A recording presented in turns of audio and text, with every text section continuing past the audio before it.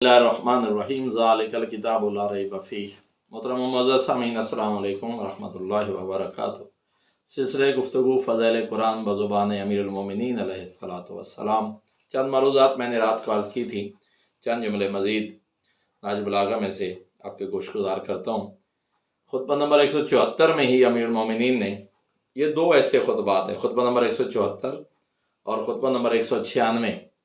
خطبہ نمبر 196 میں حضرت نے 42 فضائل قرآن بیان فرمائے۔ تو خطبہ نمبر 174 میں فرماتے ہیں وَاعْلَمُوا أَنَّهُ لَيْسَ عَلَىٰ أَحَدٍ بَعْدَ الْقُرْآنِ مِنْ فَاقَةٍ، جان لو کسی کو قرآن کی تعلیمات کے بعد کسی اور لاہ عمل کی احتیاج نہیں رہتی۔ قرآن ایک ایسا لاہ عمل ہے، قرآن ایک ایسا ضابطۂ حیات ہے کہ اگر اس کا حقیقی معنوں میں ادراک انسان حاصل کر لے، قرآن کے بعد اس کو کسی اور لاہ عمل کی ضرورت نہیں رہے گی۔ اور یہ البتہ اپنی جگہ پہ بات ٹھیک ہے کہ قرآن سمجھ آئے گا وارثان قرآن کے دروازے پہ آنے۔ قرآن کے ظاہر باطن کو سمجھ جاؤ، قرآن کے حقائق کو سمجھ لو، قرآن سب سے بہتر لاہ عمل ہے۔ وَلَا لِأَحَدٍ قَبْلَ الْقُرْآنِ مِنْ غِنًى، اور فرمایا قرآن سے سیکھنے سے پہلے کوئی اس سے بے نیاز نہیں ہو سکتا، ہو ہی نہیں سکتا۔ کوئی کہے کہ مجھے قرآن کی ضرورت نہیں ہے، قرآن سے بے نیازی ممکن نہیں ہے۔ قرآن کو ہر حال میں سیکھنا پڑے گا، پڑھنا پڑے گا، اس کے اوامر و نواہی سے آگاہی حاصل کرنا پڑے گی۔ فَاسْتَشْفُوهُ مِنْ أَدْوَائِكُمْ، فرمایا اپنی بیماریوں میں شفا چاہو اس کے ذریعے۔ قرآن تمہاری بیماریوں کی شفا ہے۔ میں قرآن کے حوالے سے بھی عرض کر چکا، زبان پیغمبر صلی اللہ علیہ وآلہ وسلم سے بھی عرض کر چکا، حضرت کی حدیث امیر المومنین بھی فرما رہے ہیں کہ اپنی روحانی اور اخلاقی بیماریوں کی شفا قرآن سے چاہو۔ وَاسْتَعِينُوا بِهِ عَلَىٰ لَأْوَائِكُمْ، اور اپنے دکھوں اور مصیبتوں کے خلاف قرآن کے ذریعے مدد حاصل کرو۔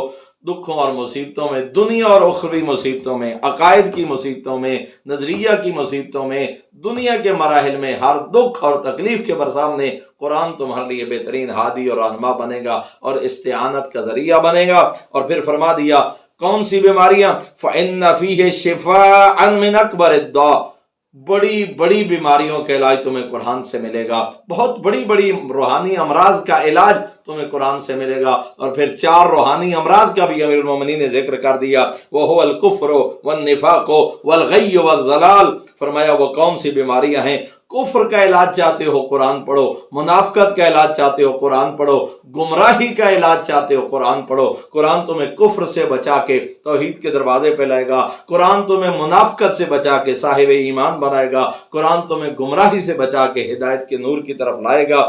فَاسْأَلُوا اللَّهَ بِهِ، قابل توجہ جملے حضرت کے، فرمائے اسی قرآن کے وسیلے سے اللہ سے مانگو، قرآن کو اللہ کی بارگاہ میں وسیلہ بناؤ۔ وَتَوَجَّهُوا إِلَيْهِ بِحُبِّهِ، اور اسی قرآن کی دوستی کو لے کے اللہ کا رخ کرو۔ قرآن تمہارا دوست ہو، قرآن تمہارا معاون و مددگار ہو، اللہ کے دربار میں جاؤ گے خالی نہیں لوٹو گے۔ اور پھر فرمایا وَلَا تَسْأَلُوا بِهِ خَلْقَهُ، اس قرآن کو اللہ کی مخلوق سے مانگنے کا ذریعہ نہ بناؤ، مخلوق خدا سے مانگنے کا ذریعہ قرآن کو نہ، فقط پیٹ پوجا کے لیے، فقط قرآن کے نام پہ دنیا کمانے کے لیے قرآن کو استعمال نہ کرو، اس کے ذریعے اللہ تک پہنچنے کا وسیلہ اس کو بناؤ۔ قرآن کے ذریعے دنیا نہ کماؤ، قرآن کے ذریعے مال دنیا نہ کمانا، قرآن کے ذریعے لوگوں کے سامنے ہاتھ نہ پھیلانا، یہ تو کائنات سے غنی کرنے والا خزانہ ہے۔ إِنَّهُ مَا تَوَجَّهَ الْعِبَادُ إِلَى اللَّهِ بِمِثْلِهِ، اور یاد رکھو بندوں کے لیے اللہ کی طرف متوجہ ہونے کا قرآن سے بڑا کوئی ذریعہ نہیں ہے۔ قرآن اللہ کی طرف لے جانے والا سب سے بڑا ذریعہ ہے، اس سے بڑا قرآن سے بڑا کوئی ذریعہ نہیں ہے جو تمہیں خدا کے دربار تک پہنچائے، یا قرآن یا وارثان قرآن۔ جیسے کہ خود حضرت کے کوئی سوء استفادہ نہ کرے، حضرت کے اسی نہج البلاغہ میں سے جملے موجود ہیں، ہم قرآن کی طرف سے بولیں گے۔ فرمایا ہم ترجمان قرآن ہیں، ہم قرآن کے ظاہر و باطن کو جاننے والے ہیں، ہم بتائیں گے کہ قرآن کی حقیقت کیا ہے، قرآن کے ظاہر کا حکم کیا ہے، قرآن کا باطن کیا ہے۔ اور پھر فرمایا وَاعْلَمُوا أَنَّهُ شَافِعٌ مُشَفَّعٌ، یاد رکھو یہ قرآن بروز محشر تمہاری شفاعت کرے گا اور اللہ تمہاری شفاعت، قرآن کی شفاعت کو قبول کرے گا۔ اور یہاں ایک اور مسئلہ بھی حل ہوتا ہے کہ جو کہتے ہیں کہ عقیدہ شفاعت ہے ہی نہیں اسلام میں، یا کسی کی شفاعت نہیں ہونی، قرآن خود شفیع ہے۔ पैगंबर आजम ने भी फरमाया कुरान तुम्हारा शफी बनेगा। अमीरुल मोमिनीन भी फरमा रहे हैं कुरान तुम्हारा शफी बनेगा। और कैसा शफी? शाफिउन मुशफ़्फ़ा, ये वो शफात करने वाला है जिसकी शफात कबूल की जाएगी। मम्महला बिल कुरान ना, बल्कि फरमाया वक़ाइलुन मुसद्दक़, ये वो बोलने वाली किताब है जिसकी बात की तस्दीक की जाएगी। इसके हर जुमले की जिसके हक में बोलेगा कुरान की बात की तस्दीक की जाएगी। अगर कुरान ने गवाही दी मेरे अल्लाह तेरा ये बंदा मुझे पढ़ता था, मेरे अवामिर पे अमल करता रहा, मेरे नवाही पे अमल करता रहा, मेरे उमूर बताए हुए उमूर पे जिंदगी बसर करता रहा, जिसके हक में कुरान बोला, खुदा कुरान की गवाही को कबूल फरमाएगा। और मेरे मोहतरम सामीन फिर मासूम फरमा रहे हैं वस्तदिल्लूहु अला रब्बिकुम, कुरान को अपने रब तक पहुंचने का जरिया बनाओ। वस्तनसिहूहु अला अनफुसिकुम, अपने नफ्सों के लिए अपनी जात के लिए फरमाया इसी कुरान के जरिए अपनी खैर खाही चाहो और इस कुरान के जरिए पंदो नसीहत हासिल करो। और फिर अमीरुल मोमिनीन इसी नाज़िल बलागा में फरमाते हैं व इन्नल्लाह सुब्हानहु लम यइज़ अहदन बिमिस्लि हाज़ल कुरान, फरमाया याद रखो अल्लाह सुब्हानहु ने किसी को ऐसी नसीहत नहीं की जो कुरान की माने हो। सबसे बेहतरीन नसीहत, सबसे आला नसीहत जो अल्लाह ने इंसान को मौइज़ा किया है वो कुरान के जरिए किया है। फ़इन्नहु हब्लुल्लाहिल मतीन, फिर आपने चार औसाफ बयान फरमाए। फ़इन्नहु हब्लुल्लाहिल मतीन, याद रखो ये अल्लाह की सबसे मजबूत रस्सी है।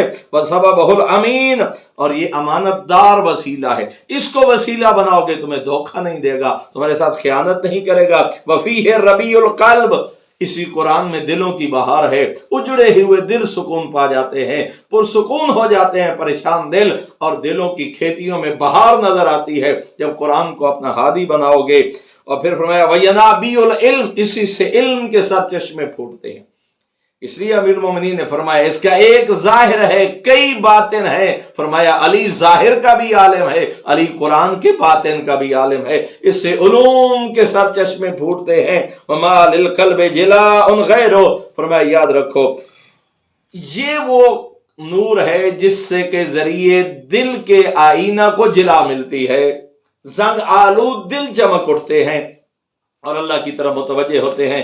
मेरे मोहतरम सामीन, दामन वक्त में गुंजाइश नहीं होती कि हजरत के तमाम फरामीन को बयान किया जाए, लेकिन इतना अर्ज करूंगा आइए कुरान की तिलावत करें, अमीरुल मोमिनीन के नहजुल बलागा की तिलावत करें, आले मोहम्मद के फरामीन का मुताला करें। आपको पता चले इस कुरान की अजमत क्या है, कुरान नातिक की अजमत क्या है, कुरान सामित की अजमत क्या है, कुरान का ज़ाहिर व बातिन क्या है, इस ज़ाहिर व बातिन की तालीम देने वाले मुअल्लिमीन ने कुरान की हकीकत को क्या बयान फरमाया।